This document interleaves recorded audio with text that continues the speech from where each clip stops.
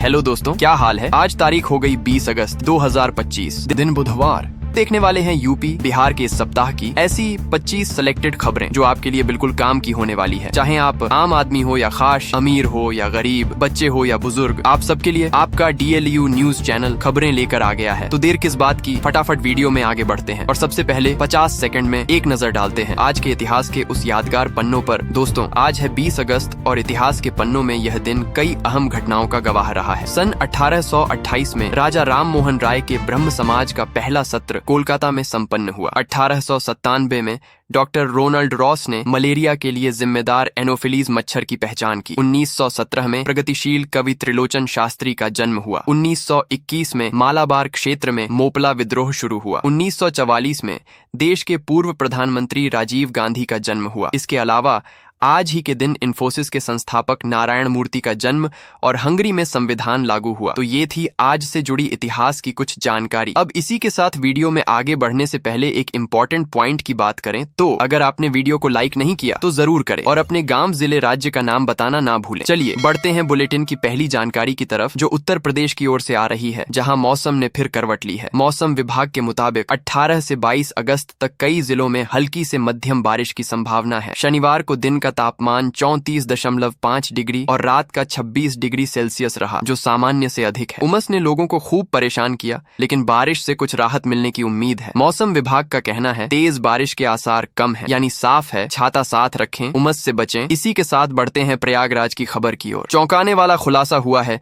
कि 9000 लोगों ने फर्जी दस्तावेजों के सहारे प्रधानमंत्री आवास योजना का लाभ उठाया। सर्वे में ये धोखाधड़ी पकड़ी गई और अब इनसे वसूली की तैयारी है। प्रशासन ने सख्त रुख अपनाया है और गलत तरीके से लिए गए लाभ को वापस लेने की प्रक्रिया शुरू हो चुकी है। यह मामला लोगों में चर्चा का विषय बना हुआ है। अब सवाल यही है, क्या इस कार्रवाई से सबक लिया जाएगा? अब चलते हैं व्यापार की दुनिया की ओर। BSNL को 1000 करोड़ रुपए का भारी नुकसान हुआ है।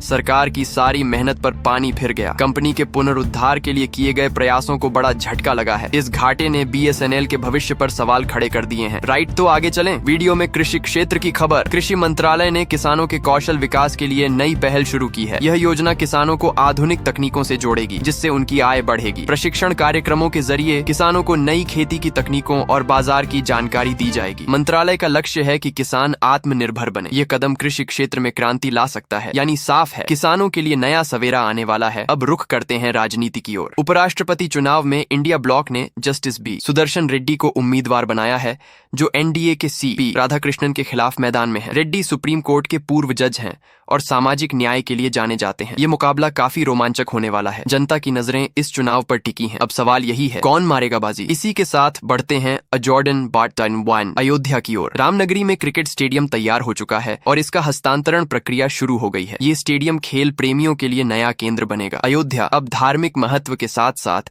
खेल के क्षेत्र में भी अपनी पहचान बनाएगी। प्रशंसक उत्साहित हैं, यानी साफ है रामनगरी अब क्रिकेट के मैदान में भी चमकेगी। अब चलते हैं गौतम बुद्ध नगर की खबर की ओर। नोएडा अंतर्राष्ट्रीय हवाई अड्डे पर मल्टी मॉडल कार्गो हब बनने जा रहा है। यह हब कृषि निर्यात को बढ़ावा देगा और रोजगार के नए अवसर पैदा करेगा। स्थानीय लोगों में इसे लेकर खासा उत्साह है। यह परियोजना क्षेत्र की अर्थव्यवस्था को नई ऊंचाइयां दे सकती है। जनता पूछ रही है, क्या यह हब नोएडा को नई पहचान देगा? राइट, तो आगे चलें। उत्तर प्रदेश के एक और जिले में बुलडोजर गरजा। हीरा पन्ना गेस्ट हाउस को ध्वस्त कर 100 करोड़ की जमीन को अतिक्रमण से मुक्त कराया गया। प्रशासन की इस कार्रवाई से अवैध कब्जे पर सख्ती का संदेश गया है। स्थानीय लोग इस कदम की सराहना कर रहे हैं, यानी साफ है बुलडोजर की गूंज से अतिक्रमणकर्ताओं की नींद उड़ी है। चलिए बढ़ते हैं लखनऊ की ओर, जहां रोजगार का महाकुंभ होने जा रहा है। उत्तर प्रदेश सरकार लखनऊ में एक विशाल रोजगार मेले का आयोजन कर रही है, जिसमें 50,000 युवाओं को नौकरी मिलने की उम्मीद है। 100 से ज्यादा कंपनियां इस मेले में हिस्सा लेंगी, जिसमें इंजीनियरिंग से लेकर सेवा क्षेत्र तक के अवसर होंगे। यह आयोजन युवाओं के लिए सुनहरा मौका है, जो अपने करियर को नई दिशा देना चाहते हैं। यानी साफ है उत्तर प्रदेश में रोजगार की नई सुबह शुरू होने वाली है। इसी के साथ चलते हैं बलरामपुर,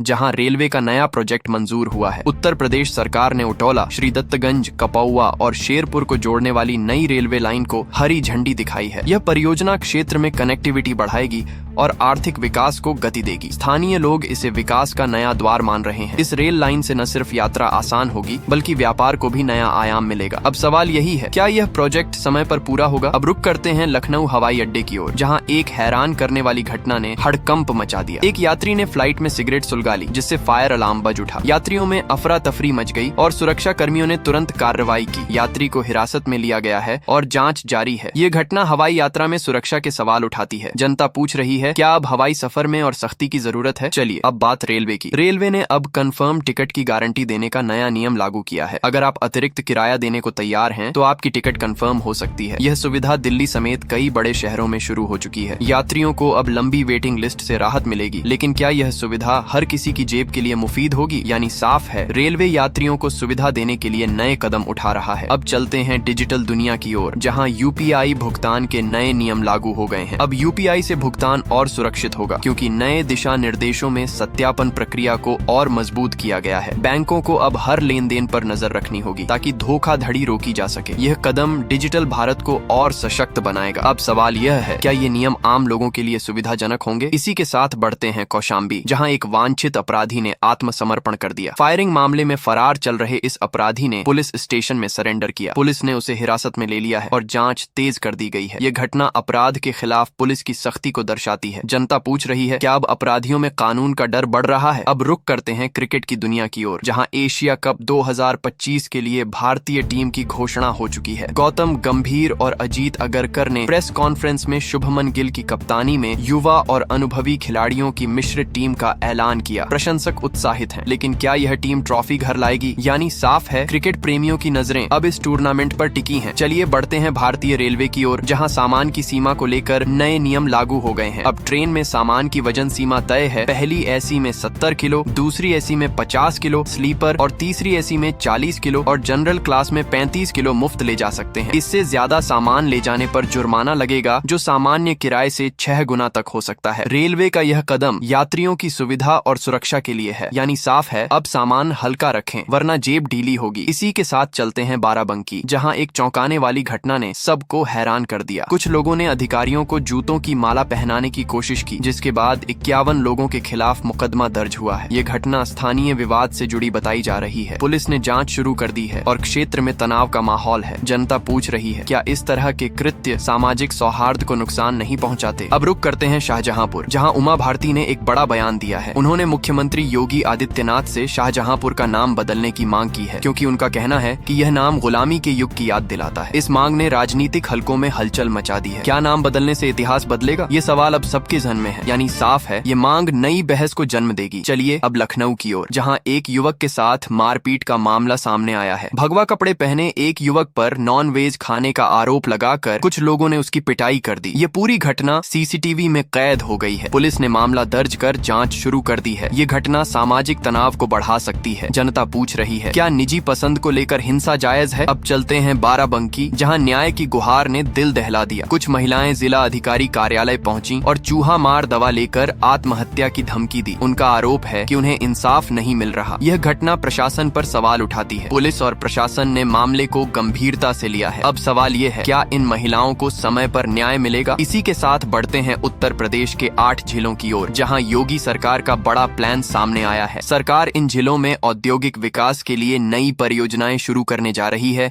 जिससे रोजगार के नए अवसर पैदा होंगे। यह कदम राज्य की अर्थव्यवस्था को मजबूती देगा। स्थानीय लोग इसे विकास की नई किरण मान रहे हैं। यानी साफ है, उत्तर प्रदेश तरक्की की राह पर तेजी से बढ़ रहा है। अब रुख करते हैं पटना रेलवे स्टेशन की ओर, जहां एक टिकट क्लर्क का वीडियो वायरल हो गया। एक यात्री ने आरोप लगाया कि क्लर्क ने टिकट बनाने से मना कर दिया और इसका वीडियो सोशल मीडिया पर छा गया। रेलवे ने जांच के आदेश दिए हैं। यह घटना रेलवे की कार्य प्रणाली पर सवाल उठाती है। जनता पूछ रही है, क्या यात्रियों की सुविधा को प्राथमिकता मिलेगी? चलिए अब लखनऊ की खबर, जहां शिक्षक भर्ती को लेकर हंगामा मचा है। 69,000 शिक्षक भर्ती में आरक्षित वर्ग के अभ्यर्थियों ने उप मुख्यमंत्री केशव प्रसाद मौर्य से न्याय की गुहार लगाई है। उनका कहना है कि चयन प्रक्रिया में पारदर्शिता की कमी है। प्रदर्शनकारी सड़कों पर उतरे और माहौल तनावपूर्ण है। अब सवाल ये है, क्या अभ्यर्थियों को उनका हक मिलेगा? अब चलते हैं बाराबंकी के टोल प्लाजा की ओर, जहां समाजवादी पार्टी के नेता के साथ मारपीट का वीडियो वायरल हो गया। टोल कर्मचारियों के साथ हुए विवाद में नेता को चोटें आईं। पुलिस ने दोनों पक्षों के खिलाफ मामला दर्ज किया है। ये घटना टोल प्रबंधन और सुरक्षा पर सवाल उठाती है। यानी साफ है, टोल प्लाजा पर व्यवस्था को और मजबूत करने की जरूरत है। तो दोस्तों, ये थी आज की कुछ महत्वपूर्ण खबरें और जानकारियां जो आपके लिए बेहद उपयोगी साबित हो सकती हैं। ऐसी जानकारी आपको शायद और कहीं एक साथ न मिल सके, इसलिए रोज की ताजा खबरों के लिए हमारे चैनल को सब्सक्राइब जरूर करें और वीडियो को लाइक नहीं किया तो लाइक करें। साथ में अपने जिले का नाम कमेंट में लिखें ताकि आपके जिले से जुड़ी हर जानकारी आप तक पहुंच सके। धन्यवाद। जय हिंद, जय भारत।